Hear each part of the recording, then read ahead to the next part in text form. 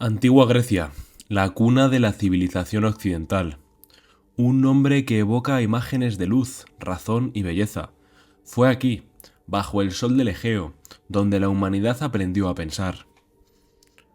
Nos dieron la filosofía, sentando las bases de todo el pensamiento crítico moderno. Nos legaron la democracia, un sistema revolucionario que otorgaba el poder al pueblo, nacido en el bullicio de la asamblea ateniense. Crearon arte que ha influido a generaciones capturando la esencia ideal del ser humano en piedra imperecedera. Nos dieron la historia, el teatro, la ciencia, los Juegos Olímpicos, un legado de luz que ha iluminado 2 milenios y medio de historia.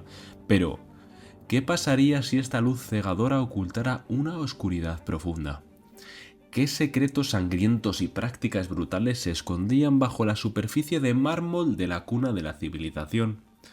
Hoy viajamos más allá del mito de la perfección, viajamos a las sombras de la antigua Grecia. Número 1. Ostracismo, muerte social por voto popular. En la democracia ateniense, el poder del pueblo no solo elegía a sus líderes, también podía destruirlos. Cada año, los ciudadanos votaban si deseaban celebrar un ostracismo. No era un juicio, no había defensa ni acusación, solo un nombre arañado en un trozo de barro. Si se alcanzaba un quórum de 6.000 votos, la persona con más menciones era desterrada de la ciudad por 10 años. Una muerte social y política. La propiedad no se confiscaba, pero la vida, tal como la conocían, terminaba. Y la razón podía ser aterradoramente trivial.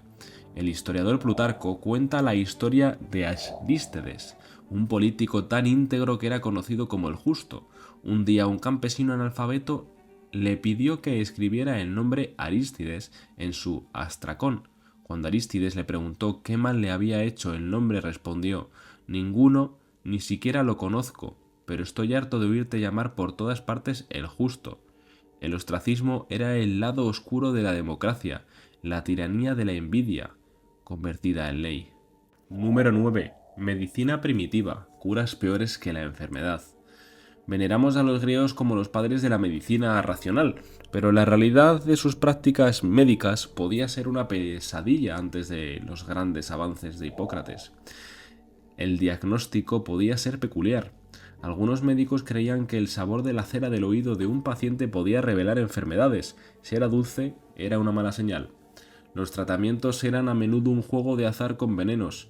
Sustancias que hoy sabemos que son mortales, como el plomo y el mercurio, se usaban comúnmente para tratar desde úlceras hasta problemas de la piel. En algunos casos se recurría a remedios aún más insólitos, como el uso de orina y excrementos de animales en preparaciones médicas.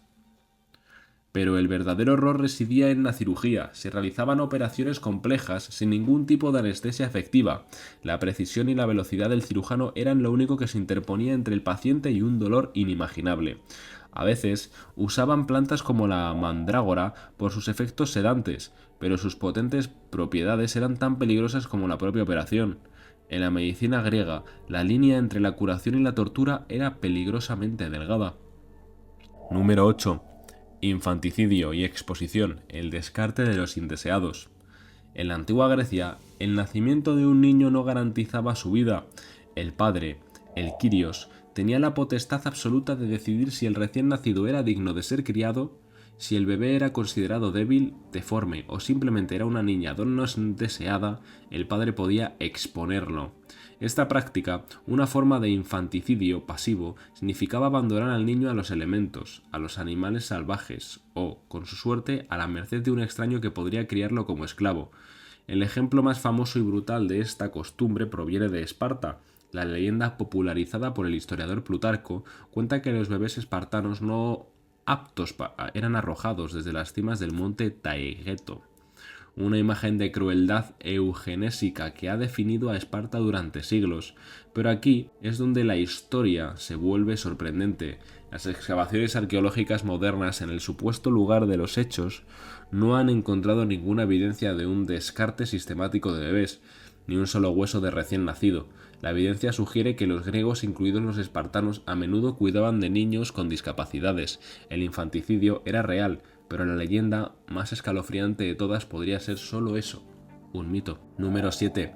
La cripteia, el terrorismo de Estado espartano. La sociedad espartana era una pirámide militar construida sobre una base de miedo. En la cima estaban los ciudadanos guerreros, los espartiatas.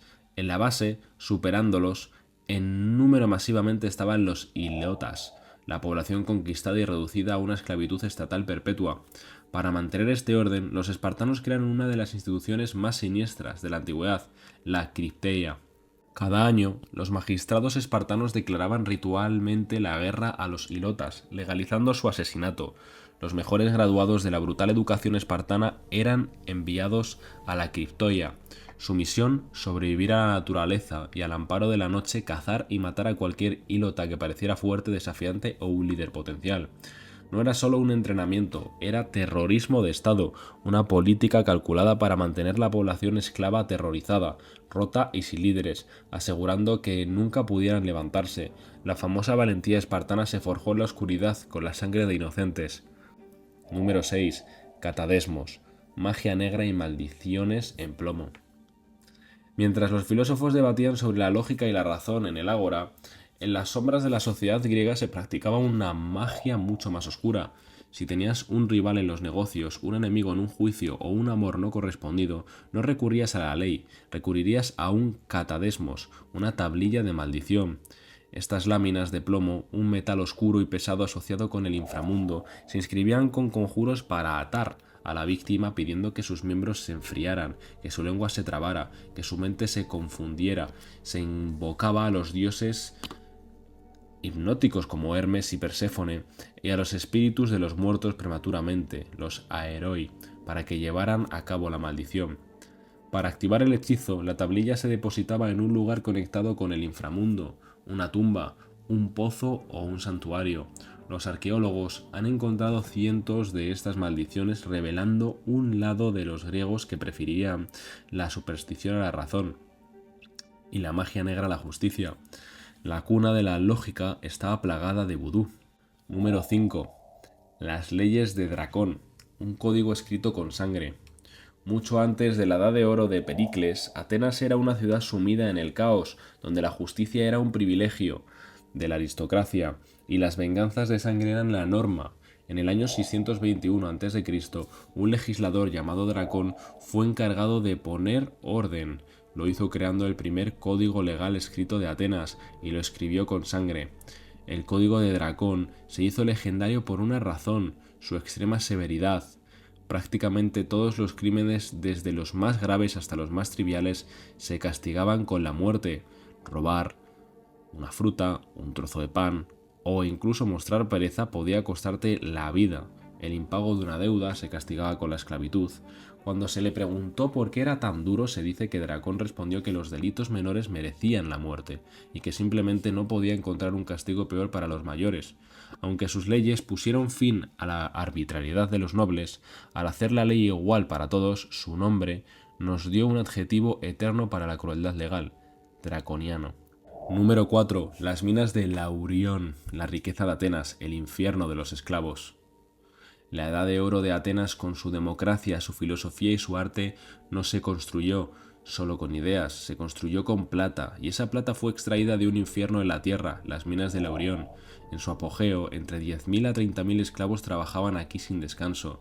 Las condiciones eran inhumanas, los esclavos pasaban sus vidas en la oscuridad total, cavando galerías tan estrechas que solo podían trabajar de rodillas o tumbados. El polvo de roca llenaba sus pulmones y en la superficie los humos venenosos de la fundición del plomo los envenenaban lentamente. La esperanza de vida de un esclavo en Laurión era de apenas unos pocos años. Eran herramientas humanas desechables y su sacrificio financió todo lo que admiramos de Atenas: la flota que derrotó a los persas en Salamina, los fondos para pagar los jurados de la democracia y la construcción del mismísimo Partenón. La gloria de Atenas se erigió sobre una montaña de cadáveres anónimos. Número 3. El diálogo de Melos, la lógica despiadada del genocidio.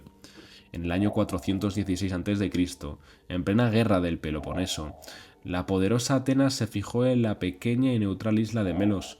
No querían un aliado, querían un súbdito. Lo que siguió no fue una batalla, sino una de las conversaciones más escalofriantes de la historia registrada por el historiador Tucídides. Los atenienses descartaron cualquier apelación, la justicia o al honor. Su argumento era simple y brutal. En sus propias palabras, sabéis tan bien como nosotros que el derecho en las discusiones humanas solo se tiene en cuenta cuando las fuerzas son iguales, y que en caso contrario los poderosos hacen lo que les permiten sus fuerzas y los débiles ceden ante ellos. Los melios se negaron a someterse poniendo su fe en la fortuna y en la ayuda de sus parientes espartanos. Los atenienses se retiraron y sitiaron la isla. Cuando Melos finalmente cayó, Atenas cumplió su amenaza. Ejecutaron a todos los hombres en edad militar y vendieron a todas las mujeres y niños como esclavos. No fue barbarie irracional, fue la conclusión lógica de una filosofía de poder absoluto, articulada por la primera democracia del mundo. Número 2. El fármacos, el chivo expiatorio humano. ¿Qué hacía una ciudad griega cuando se enfrentaba a un desastre incontenible como una hambruna o una epidemia? Recurrían a uno de los rituales más antiguos y oscuros de la humanidad, el sacrificio del chivo expiatorio. Lo llamaban el fármacos, pero su chivo expiatorio no era un animal, era una persona. Elegían a la persona más marginada de la comunidad, un criminal, un esclavo, alguien considerado feo o deforme. Primero lo alimentaban como un manjares, tratándolo como a un rey. Luego lo conducían por la ciudad, mientras la gente lo golpeaba simbólicamente, transfiriendo todas las impurezas, pecados, desgracias de la ciudad a su cuerpo. El destino final de Fármacos es el objeto de debate. Algunas fuentes sugieren que era simplemente exiliado, llevando consigo la mala suerte. Otras más siniestras afirman que era ejecutado, apedreado, quemado o arrojado desde un acantilado. Era la catarsis colectiva a través del asesinato ritual del más débil, una purificación lograda a través de la máxima crueldad.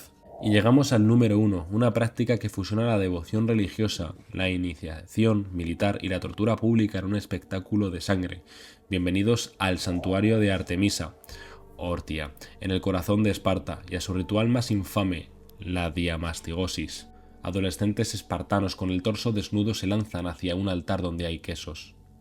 Cada año los efesbos, los jóvenes espartanos, debían demostrar su valía en una prueba brutal. El objetivo era robar quesos apilados en el altar de la diosa mientras eran azotados sin piedad. No era un castigo, era una ofrenda. Se creía que la antigua estatua de la diosa exigía sangre humana, y este ritual era el sustituto de un sacrificio humano aún más antiguo. Plutarco cuenta que la sacerdotisa supervisaba el ritual sosteniendo el efigie de madera de la diosa. Si los azotadores flaqueaban, la estatua supuestamente se volvía insoportablemente pesada en sus manos, obligándolos a golpear con más fuerza. Con el tiempo, bajo el dominio romano, este rito sagrado degeneró en un sangriento espectáculo turístico. Se construyó un anfiteatro para que multitudes de todo el imperio pudieran pagar para ver a niños espartanos ser azotados, a veces hasta la muerte, por entrenamiento, tortura como deporte, devoción como espectáculo de sangre. Ostracismo, tortura, infanticidio, genocidio. Esta es la otra cara de la Grecia antigua, una oscuridad que no existía al margen de su luz, sino en su mismo centro, una oscuridad que a menudo alimentaba su brillo. La plata extraída del infierno de Laurión construyó la Acrópolis. El imperialismo despiadado que aniquiló a Melos mantuvo un imperio donde la filosofía pudo florecer. El brutal sistema espartano que aterrorizaba a los ilotas forjó a los guerreros que defendieron Grecia en las Termópilas. La grandeza de Grecia no existió a pesar de su oscuridad, sino en muchos sentidos a causa de ella. Y esto nos obliga a hacernos una pregunta inquietante. ¿Cuántas de las grandes maravillas de nuestro propio mundo se sostienen sobre cimientos que preferiríamos no examinar? Si te ha parecido interesante, apóyame con un like y suscríbete al canal. Como siempre, un fuerte abrazo.